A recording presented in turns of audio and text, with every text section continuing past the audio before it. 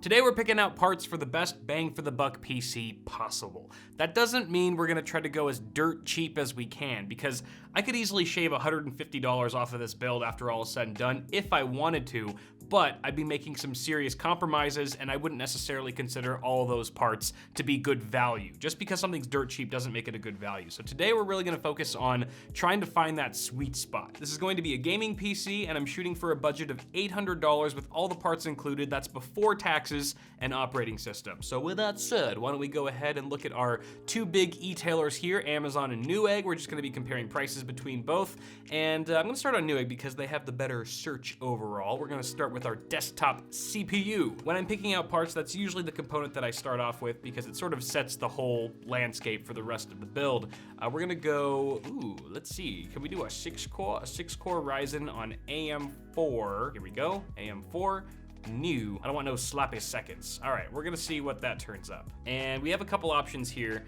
The Ryzen 5 1600 is $109, but the Ryzen 5 2600, one generation later, is only $10 more. And then if you scale up, you do have the 2600X, which gets you a little bit faster performance out of the box. That's $20 more. And then you've got the Ryzen 5 3600. Ooh, it's on sale right now. This is usually found for $190 to $200, the 3600, but here you see it for $175. Let's see what it is over here. Ryzen 5 3600. Oh wow, it's $175 here too. That's actually, okay, I would probably go with this. If we were including sales in this video, I would say go for the 3600, because this is a killer deal. 175 bucks for a 6-core 12-thread Ryzen 3000 series processor. Do it. But if we're not including sales and this is still a $200 chip, then I would be more inclined to go with the Ryzen 5 2600, because the 3600 is probably gonna net you anywhere between, I would say 12 to 18% more performance overall, and that's of course gonna vary depending on the title, but at $200, I mean, it's almost double the price of the Ryzen 5 2600, so this is definitely the better value overall. But if you just want the highest overall frame rates for under 200 bucks, then the Ryzen 5 3600 is your boy. Now, you might say, well, Kyle, this is on sale too. It looks like it's 80 bucks off. It's supposed to be $200. This is kind of like just what the new MSRP is for this chip, because you've been able to get it for 120 bucks for months now. So this isn't really a sale. I wouldn't consider it a sale like the one we're seeing on the Ryzen 5 3600 here. So if we're ignoring sales and we're still working with our $800 budget, I'm gonna go with the Ryzen 5 2600. That's gonna be my CPU of choice. Is it cheaper on the Amazon? Nope. See, like I said, 120 bucks is not a sale. This is just what the CPU costs now. So 120 bucks there, that gives us plenty of room for other parts. Let's go on to our motherboard. We're gonna power search AM4, is it? For form factor, I'm just gonna light up all of the big ones, the big three, ATX, Mini ATX, and Micro ATX. We'll see what that returns. All right, boom, boom, boom, sort by lowest price. And now you could go with one of these dirt cheap boards. Again, this is what I was saying earlier. We could go for a dirt cheap build here and shave off quite a bit of dough, but that's not what we're about. We're trying to get the best value. We're trying to get the most amount of features, the most amount of performance for the least amount of money, the best deal. So I don't know if this board is the best deal for us right here, because this is A320 chipset. We can't overclock on it. We couldn't milk any extra performance out of our Ryzen 5 2600, which is unfortunate. And it's just a very basic board overall. I'm just sort of using this as an example of what we don't want, because I mean, the rear IO is very minimal. I mean, you do have some USB 3 there, but I mean, look at that audio configuration, not the greatest. And then you can scale up here anywhere between 50 and 60 or 70 bucks for a motherboard. You're really cutting a lot of corners here. So I would even skip these, all the ones that kind of just look like a raw PCB with a couple capacitors and MOSFETs on it. I'm gonna look for something maybe closer to the $100 range here, because I want longevity to be a thing. I want us to not have BIOS issues, months down the line. So this looks pretty good. ASRock B450M, Steel Legend, and it is Micro ATX. Micro ATX boards tend to be cheaper on average, just on average, than their ITX, Mini ITX or ATX counterparts. I think it's because they use less material than an ATX board, but when you get down to a Mini ITX board, it actually scales up the cost because you have to figure out a way to cram that much componentry on such a small board. So Micro ATX is sort of that happy medium Goldilocks spot that we're looking for this build. $85, so I'm gonna say it's $90 because this is technically a sale. So $90 board, and it's the first board on this list. It's the cheapest board on this list where they start to up the aesthetics a bit. You know, you've got some heat sinks over the chipset and the VRM, a nice I/O cover, some RGB lighting, right? None of that stuff is really important, but it does speak a little bit more to maybe the overall quality of the build. Maybe some of the other components on the board are slightly better if they're spending the time and energy to make it look a bit nicer, which is usually the case. You can see the I/O compared to the other one. You've got your audio's boosted up here. You have a USB 3.1 Gen 2 Type-C port, got a couple video out options, and overall, it just looks like a sweeter package. Memory support is what I'm looking for as well. So it looks like we can memory support. We want 3600 ideally. So you can get up to 3533, which is fairly close if you're overclocking. This is looking pretty good. This is looking pretty good. Let's see what scales up. Beyond this, our next step up for a decent looking board, maybe the Aorus M, but you also want to look at reviews too. This has some pretty good feedback here. 4 out of 5 eggs, 95 people. That's a fairly large sample size. Let's see, B450M, Steel Legend. Let's see what Amazon users thought of it. Amazon likes this board too. 154 people here, giving it 4.4 out of 5 stars. If you keep going up here, I mean, you've got some similar options that I'm sure would work just as well, like this Aorus M board from Gigabyte, another ASRock board, although that looks a little bit basic. There's an MSI Performance Gaming B450M for 90 bucks. That's actually not too bad either. Let's take a look at this. It is red, so maybe not quite as matchy with everything else as the ASRock board, but oh, it only has 2 DIMM slots. Never mind. That's a big no-no for me. Okay, so I think I'm just gonna stick with this Steel Legend, guys. We're gonna go with this. It's a $90 board. We could use some memory next, so let's look at memory. Power search, let's see. We're gonna go DDR4. Now, ideally, we want 3600. You know what? I'm just gonna go 3600. I wanna really make the most of this Ryzen processor, which just craves high memory frequency. So we're gonna do 3600, no exceptions, unless like prices have gone ridiculously up since the last time I checked. But we're gonna go with 16 gigs, specifically dual channel. So we want 2, why am I blind right now? Here we go, 2x8, good Lord. Okay, and then we're gonna go DDR4 288. We want 288 pin, DDR4, and then new, give me that new, and dual channel kit, yep, okay. Search, sort by lowest, and okay, the absolute cheap, oh, that's on sale. So what is the normal price of this one? It doesn't say, so maybe I'll stay away from that one. But okay, Ripjaws 5 series, okay, reputable brand, $73, not on sale, 3600 speed. This is looking pretty good. It is red, so it wouldn't match technically the rest of the build, but it, you know, this sort of varies. How much do you really want to care about aesthetics if, you know, bang for the buck is what you're going for? And there's no right answer here. Me personally, if this was my build and I was working with a budget, you know, I would want it to look good. I wouldn't want it to look terrible. Not that having red sticks in an otherwise non-red build would look terrible, but for me, you know, I'm a little nitpicky about that sort of thing. So if I saw that there was an identical kit that was maybe a couple bucks more, just like this one right here, but it was black and matched everything else, I would probably spend the extra $4 or $5 to make it happen. But everyone's gonna be different. People are gonna be like, hell no, I can use that $5 towards something else that's more important, that's gonna, you know, boost my performance, so I'm okay with having the red sticks. Maybe I'll spray paint them black down the line, whatever, who knows. Cast latency 18, that's the one thing I wanna check here. Are they the same cast latency? Oh, this one's actually slower. So there is a slight performance benefit to going with the black kit, because it's got a faster, lower cast latency. So even more validation in my purchasing decision. We're gonna go with this, G.Skill Ripjaws 5. Let me really quickly check Ripjaws 5 price. And yeah, it looks like it's a bit more expensive on Amazon. This is not bad, oh, that's 3,200. Okay, all right, let's move on. GPU.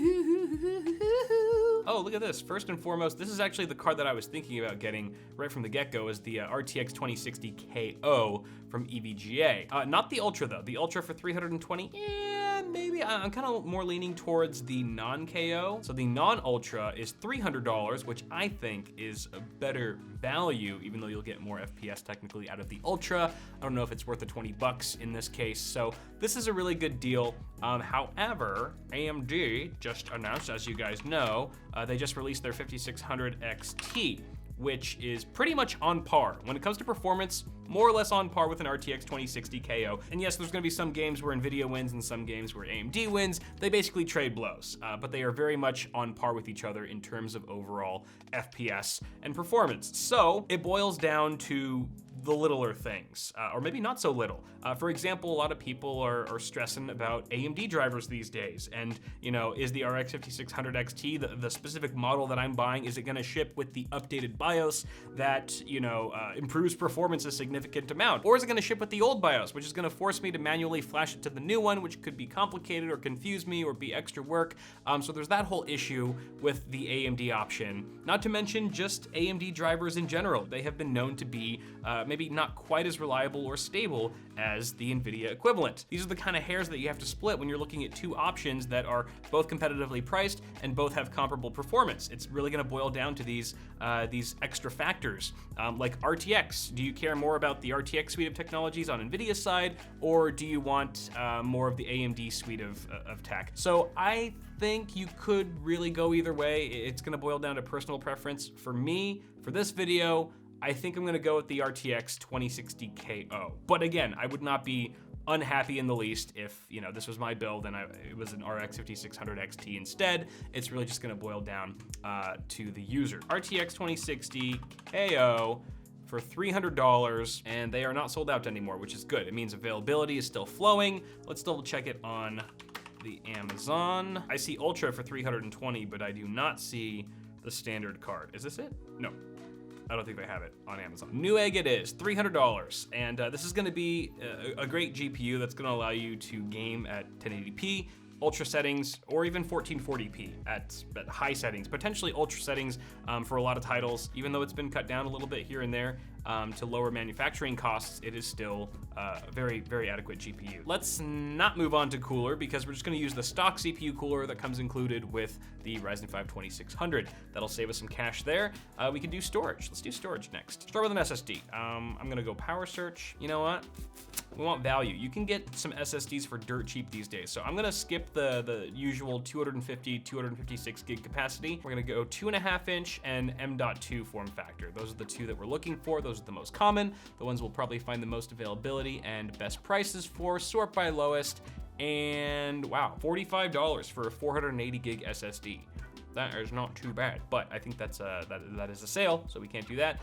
This is also a sale, this Team Group 1, which again, I should reiterate, I'm only avoiding sales for the purpose of this video, to make the content more relevant and more evergreen, but if you can find a good killer deal on something, by all means, snatch it up. So this next one here, King Dian S400, 2.5 inch SSD, 480 gig capacity for $49, not even on sale. This is just the normal price that it's always at. So I'm gonna take a look to see if we can find anything on Amazon, anything similar, and it's more or less the same price, a little bit more expensive there, but not by a lot, and it just scales up from there. Then you go up to $50 and $52. I think a lot of these options could work too, right? ADATA SU630, 480 gig for $53. What's the cheapest? 512, because that does give you some more capacity here. So this Team Group GX, all these are on sale. What does this normally go for? I hate how it doesn't tell you what the normal price is, it just tells you what the sale price is. It's really bad if someone's trying to make a YouTube video about your site, Newegg. You should bear that in mind. Okay, now we're getting a little too expensive here, so we're gonna go back down to King Dian, and I think this is it King Dian? I don't know, it's too Chinese for me. Maybe Lyle would know. And I'm just gonna go with this, because it's under $50, it's 480 gigs, it's a 2.5 inch drive, SATA 3, which is plenty fast for most people who are just using their system for gaming.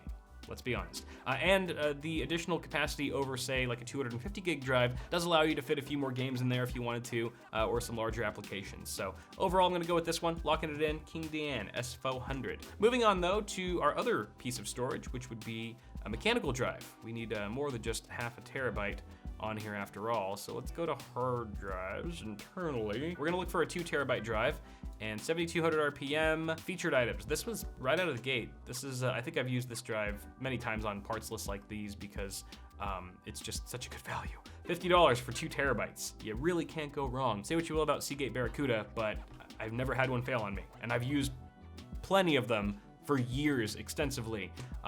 Again, knock on wood, everyone's different, but I think Seagate has come quite a long way since their old days. But this is a really good option, and it's a consumer drive. It's not for enterprise purposes. A lot of really cheap drives you'll see are for data centers. Like I just sorted by lowest, and like these are much cheaper, but you can see that they're all for enterprise purposes, so maybe not the best for what we're trying to use it for. Maybe in the future when we're doing a server build, we can use one of these $30 drives, but for now, I'm gonna lock it in with Seagate Barracuda, 2 terabyte capacity. That moves us along to power supply. So power supply, I would say we're looking for 550 to 600 watts. We could get away with a 500 watt PSU, but The other thing that I want to bear in mind for this build, I should have mentioned this earlier, is that I kind of want there to be some wiggle room for upgrades down the line, which is one of the reasons why I got a motherboard that has 4 DIMM slots, because you never know, you might want to drop in another 16 gigs down the line. You don't want to cap yourself with that based on your hardware. The same thing sort of goes for power supplies. We could just go with the bare minimum that's required for our Ryzen 5 2600 and our RTX 2060,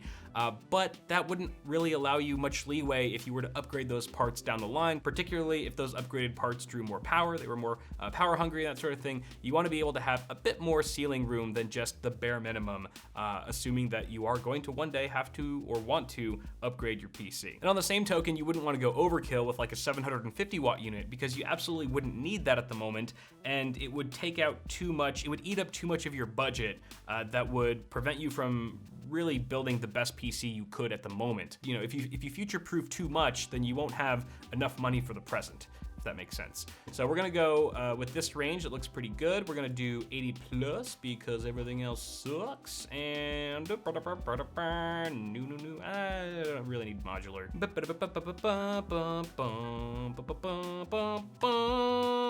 Sort by lowest. And you want to avoid, I usually avoid brands that I've never worked with before. Someone may have been using RAID Max PSUs their whole lives and realize these are actually like the most underrated PSUs. And if that's you, good for you, go for it. Get that RAID Max 4899 PSU and just laugh at the rest of the world. But I've never used them before. I've never used a CoolMax unit, so I haven't built that brand loyalty or that trust with these guys to just go ahead and buy their cheapest option. So I'm not gonna do that. Corsair VS series, yeah, you could do that. I've actually been liking the Thermaltake Smart series. This 600 watt unit is actually not too bad. For $55. It's not on sale, so this is it. Oh, it's got a rebate, so that's fun. But 600 watts definitely allows some headroom if we want to upgrade down the line. Plenty of room for overclocking our current system, and it is 80 plus and all that. It's not modular. It's not modular, but I do believe the cables are. Oh nope, they are ketchup and mustard. You might wanna cut that out if possible, right?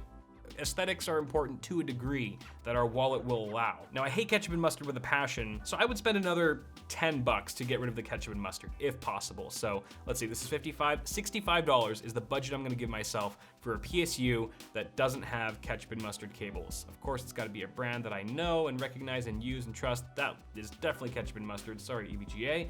This Antec one, potentially, although it's a little bit over 65 bucks. Is it?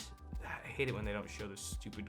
Show me the wars. Can't really confirm on that one. And now we're getting a little high. This Thermaltake one. This is also ketchup and mustard. Damn it. This RGB one can't be ketchup and mustard. They couldn't possibly pair ketchup and mustard cables with this gorgeous RGB unit, although it looks like they might if they were to show pictures. There's no pictures on Amazon. It's the same price. Oh, this is a 700 watt unit. Okay, we're gonna have to look at user pictures here because they're hiding something. They don't want us to see those cables for whatever reason, probably because, yep, they are ketchup and mustard. There it is. Okay, maybe not the best. Maybe a compromise here is to just suck it up, get the crappy ketchup and mustard cable unit right now because it checks all the other boxes, and then down the line, promise yourself that you'll, get a sleeved extension kit or something like that, or you'll do something to fix the problem. You'll upgrade the PSU. So, all right, we're doing it. $55. It's just too good of a deal. I can't say no. All right, they got me by the balls. 600 watts,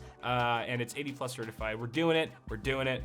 No looking back. Wait, let's just see. How much is the 700 watt unit? $10 more. It's actually really not that bad, but we're stretching our dollar. We're stretching our dollar here, so 600 watts is plenty. Next up, we have our case. Actually, that's the last thing we have to add here, I think, is our chassis. So, really quick, Thermaltake, did I even see what the price was over here? 600, okay, it's more expensive. All right, we're gonna search for, we have a micro ATX board, so we're gonna want a micro ATX case. New, micro ATX, sort by lowest. Now, you could just go with a DIY PC case, couldn't you? Isn't that always an option? Just be a cheap mother effer and spend $24 on a case. I mean, it's a case, it works, it comes included with a fan or two, right? I see a blue LED fan at the front, there's another, looks like an 80 millimeter at the back. A lot of cases in this price range, if you can even find a case this cheap, won't even have a case fan in it, let alone 2. So it's, you know, technically not terrible there. But then you look at the inside and you're going, well, how long do I want to keep this case as a daily driver? And what's the quality, the build quality gonna be like? Probably not good. It's $24. And yeah, it's on sale. It's usually $40. Woo! Big ballin' over here. But, you know, maybe we could scale up just a little bit for longevity once again. And you know, the airflow is probably not terrible because you do have a front mesh, full front mesh panel. Although, if you look at this shot again, it's hard to tell, but there might be a drive cage behind this little panel here that could be impeding some of that air. It's hard to tell, but you know, let's just keep looking here. $24 is a little cheapo. Maybe if you were going for a $500 PC, then I would definitely consider it a lot more strongly, but let's see, we can spend a little bit more on some quality here. There's a Fractal Design Core 1000 for $40, but you know, it's, I feel like it's not too far off from that DIY PC, to be honest. You know, a lot of these cheaper cases have very limited airflow at the front. I mean, closed off front panels with maybe a strip of ventilation on the sides, which is just asking for a hot box. So we're gonna avoid those. Dark Flash has a case, but this is, again, really closed off. How are they even getting air? How? Where? It must be on the other side. Like, oh, there it is. Like, look at that. That's like 5 little holes across and maybe just all the way down. Like, what? I mean, you're definitely putting, if you're buying this case for $50, you're not putting the hottest running components in it, but again, longevity. We're trying to make these parts last for a long time, for several generations of upgrades that a user will probably make at some point. So, you know, if they're gonna stick, you know, a high running GPU in here in 3 years, we don't want them to have to upgrade their case because it's not delivering adequate airflow. I forgot that Fractal Design also has a Focus G Mini. I always forget that they have a micro ATX version of this case as well. The regular Focus G is great. Tons of airflow. The fact that it comes with 2 pre-installed 120 millimeter fans at the front is awesome for the price of $55. Comes in a variety of colors if you care. Yes, you do have an acrylic side panel, but again, looks are probably not quite as important as value is in today's build. This is a nice internal layout. You can tell that it definitely doesn't look nearly as cheap as one of those DIY PCs or even Fractal Zone Core 1000 that we mentioned earlier, and it's nowhere near as cramped. I mean, there's definitely room to grow in here if you did want to upgrade to, let's say, a taller CPU tower for your cooler or a longer GPU. There's also the Versa H18, which is probably not a terrible option. For the same price as the Focus G, you do get tempered glass, that TG, and a power supply shroud, but I mean, it does look a lot cheaper than the Focus G, doesn't it? Like just like the cutouts and the metal or the material that they're using. I don't know, I haven't really seen this case in person up close, so, but you know, it looks like a decent option. It's got a full front mesh, just like the Focus G. Does it come with the front fan? I know it's got that rear fan. Oh, I don't think there's any fan at the front. So there's only one 120 millimeter fan included at the rear. So ideally, if I was gonna buy this for myself or someone else, I would suggest that they tack on an additional fan for the front so that there's actually some intake going on. You might be able to get some positive air pressure in there, or at least neutral as opposed to just purely negative as it is here. But that's gonna cost you another $5-10 to add a decent fan in there that's not super noisy. So that drives the price up well past the Focus G, meaning I'm probably gonna go with the Focus G. I'd probably choose the Focus G Mini. Done deal. And I think that brings our total cost to, give me 1 second, $797, bringing us just under our $800 budget for this gaming PC that's gonna be able to run games at 1440p at high or even ultra settings without a hitch, well above 60 FPS. That means it can tackle 1080p gaming without a hitch as well. Obviously, this is just one man's PC parts list. So if you guys have anything to contribute, anything that you would add or change, feel free to let me know down below. Could help somebody else reading in the comments. So thank you guys so much for watching this video. If you enjoyed it, toss a like before you go and get subscribed for more tech content on the way. Also, let me know what kind of build you'd like to see me do next on this little series here. Also, head to bitwit.tech and pick up one of our high quality mouse pads or extended mouse mats with the heatsink logo, durable stitched edges, and a blacked out aesthetic to match with any setup. It'll make a great addition to your desk while helping to support the channel and what we do here at Bitwit. Apart from that, guys, thank you so much for watching. Have a good one, and I'll see y'all in the next video.